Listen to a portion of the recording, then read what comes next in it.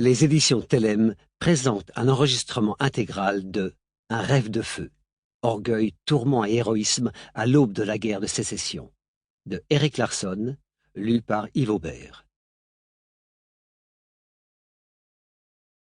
L'esclavage pour nous n'est pas une abstraction, mais un fait majeur et vital. Sans lui, tout notre confort nous serait retiré. Nos femmes, nos enfants, condamnés au malheur, l'éducation, les lumières de la connaissance, tout serait perdu, et notre peuple ruiné à jamais. Seule une séparation d'avec l'Union peut nous sauver. Arthur Perronehaine, au président James Buchanan, 22 décembre 1860. Il nous faut maintenant régler cette question de savoir si, sous un régime de liberté, une minorité a le droit d'abattre le gouvernement quand bon lui semble. Si nous échouons, cela contribuera amplement à prouver l'incapacité du peuple à se gouverner lui-même.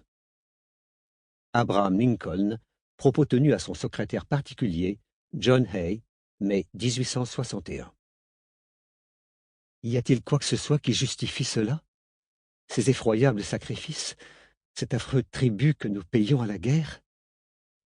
Mary Boykin Chestnut, Journal, 26 juillet 1864. Magie noire. Avis au lecteur.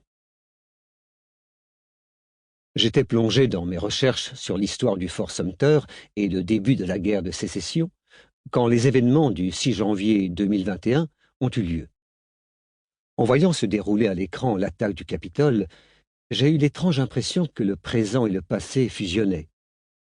Il est troublant de penser qu'en 1861, deux des pires moments d'effroi pour notre nation ont été centrés sur la certification des votes du collège électoral et l'investiture présidentielle. Cette attaque m'a horrifié, mais aussi fasciné. Je me suis rendu compte que l'angoisse, la colère et la stupeur que j'éprouvais avaient certainement été partagées en 1860-1861 par un très grand nombre d'Américains. Ayant cela à l'esprit, je me suis mis en devoir de tenter de restituer la vraie angoisse de ces quelques mois de notre lointain passé, lors desquels le pays s'est rapproché qu'à un quart de la catastrophe. Propulsé par l'orgueil démesuré, la duplicité, l'honneur factice et le besoin insatiable qu'ont eu certains acteurs clés de l'époque d'attirer l'attention sur eux et de s'affirmer.